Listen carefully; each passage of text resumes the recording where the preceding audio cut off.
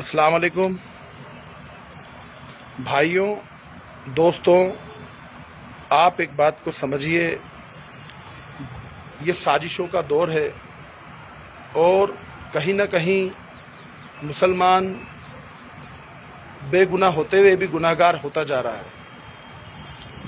UP के अंदर योगी जी एक कानून लाए थे कि जहाँ भी दंगे फसाद कुछ भी हो रहे हैं तो मुसलमानों से उसका पैसा वसूल करना है, मकान भी उनके तोड़ना है। आज खरगोन में 42 मकान या 40 मकान तोड़ दिए गए और बाकी जगह धार, मनावर, जहाँ जहाँ भी इस तरह की घटना हुई वो ये सब हो रही है और उसके बाद पैसे वसूल करने की भी बात हो रही है। मेरी ये गुजारिश है भाइयों कि ये जो जुलूस निकल रहे हैं, इन जुलूस में जो भी हमारे इन हिंदू भाइयों को समझा रहे हैं, ये उत्तेजित कर रहे हैं, आपको भड़का रहे हैं कि आप कैसे भी करके झगड़ा करो और झगड़ा करके जो आपके मकान टूटेंगे तो ये इनको एक मेडल लगेंगे। ये पॉलिटिकल एक ड्रामा चल रहा है जो 2023 और 24 की तैयारी चल रही है। मेरी पूरे मध्य प्रदेश के मुसलमानों से अपील है कि आप लोग कहीं भी लड़ाई झगड़ा दंगा फसाद किसी में भी पार्टिसिपेट ना करें। कोई मार रहा है तो मार खा के आ जाए, वो थोड़ा सा नुकसान होगा उसको हम बर्दाश्त कर सकते हैं। हमारे पास आज की तारीख में कोई विकल्प नहीं है, कहीं भी कोई चीज़ इस तरह की नहीं आ रही है कि कोई आपके लिए एक नेता, एक अभिनेता, एक अधिकारी, एक कर्मचारी कोई बोल लेगा। पूरी सरकार, पूरे अधिकारी कर्मचारी सब कहीं ना कहीं मन बना के बैठे हैं और नुकसान सिर्फ आपका है। मेरी आप लोगों से हाथ जोड़ के मुअद्दबाना गुजारिश है, आज जिन 40-50 लोगों के मकान टूट रहे हैं, आज उनके माँ बाप ने किस तरह से पैसे कमा के और कैसे कैसे करके अपने घर बनाए होंगे, अब वो कहाँ रहेंगे, ये उनके आज हालात वो देखेंगे। लोग पॉलिटिकल दुश्मनियों में एक दूसरे का नाम लिखा देते हैं और उसका खामियाजा पूरे परिवार को भुगतना पड़ता है। मेरी ये गुजारिश है, आप लोग थोड़ा सा समझिए, इन चालों को समझिए। इसको नाकाम करने का सिर्फ एक ही तरीका है कि हम बर्दाश्त करें। 2024 तक आपको, हमको, सबको बर्दाश्त करना है कि ये जो भी चीज़ें इस तरह की हो रही हैं, इन चीज़ों को बर्दाश्त करें और कहीं भी कोई पलट के कोई जवाब ना दे। कहीं जवाब देंगे तो हमारा बहुत बड़ा नुकसान हो जाएगा। और हिंदू भाई 95% जो है वो हमारे साथ हैं।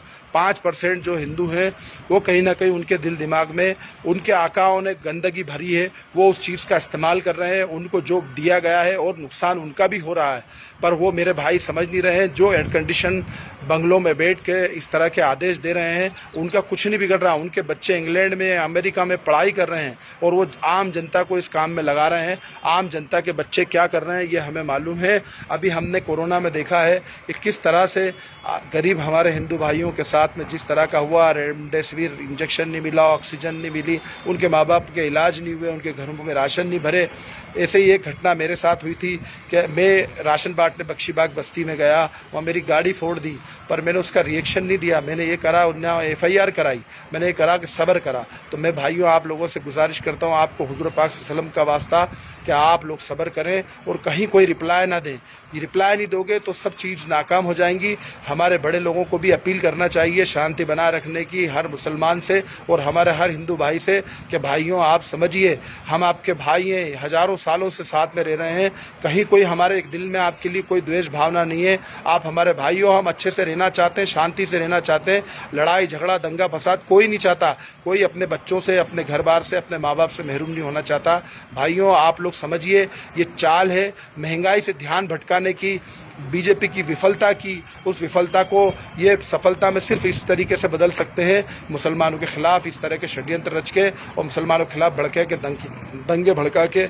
मेरे भाइयों आप समझिए, आज पेट्रोल कहाँ चले गया, डीजल कहाँ चले गया, महंगाई कहाँ चली गई, राशन कहाँ चले गया, तेल कहाँ चले गया, सोयाबीन का तेल हो, सरसों का तेल हो, महंगाई, आटे दाल सब्जियाँ, सब चीज़ों के भाव कहाँ चले गए। भाइयों एक आम आदमी का जीना मुहाल हो गया है।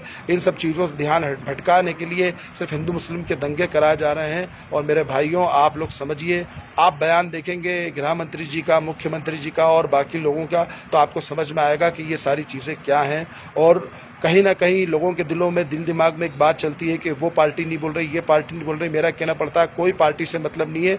हमारे आका ने जो हमें रास्ते बताए हैं हम उन रास्तों पर चलें, हम अखलाक के साथ जिएँ, हम हमारे अखलाक दुरुस्त कर लें, हमारे को हुज़ूर पाक सल्लल्लाहु अलैहि वसल्लम के बताए हुए रास्तों पर चलना है। मेरी आप लोगों से गुजारिश है, बददिल मत होइए, अल्लाह से दुआ कीजिए और अपने हर भाई को समझाइए, हर बच्चे को, हर बेटे को, बुजुर्ग जवान को, औरत को, माँ बहनों को, सबको समझाइए कि आप कोई भी पलट के इनकी किसी बात का जवाब न दें। ये कुछ भी नुकसान करे तो नुकसान करके मार खा के आ जाओ भाइयों। अभी यही वक्त चल रहा है, जिस दिन महंगाई का बम फूटेगा तो श्रीलंका जैसा हाल इन लोगों का होगा। इनको समझ में आएगी कि महंगाई कर बढ़ा के और देश को कहाँ ले जाके छोड़ा है।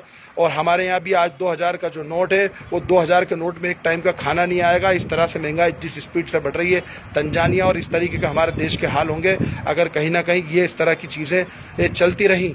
तो आज कहीं ना कहीं ये जो महंगाई को बचाने के लिए हिंदू मुस्लिम की झगड़े करा जा रहा है। मैं आप लोगों से गुजारिश है, हिंदू मुस्लिम सभी भाइयों से, कि आप झगड़े ना करें, आपस में ना लड़ें, हमारा भाईचारा कायम रखें। हमारा पड़ोसी हमारा भाई है, जैसा मेरा सगा भाई वैसा मेरा पड़ोसी मेरा भाई है।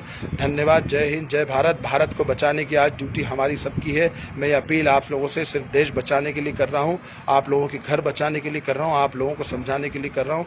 हिंदुस्तान जिंदाबाद।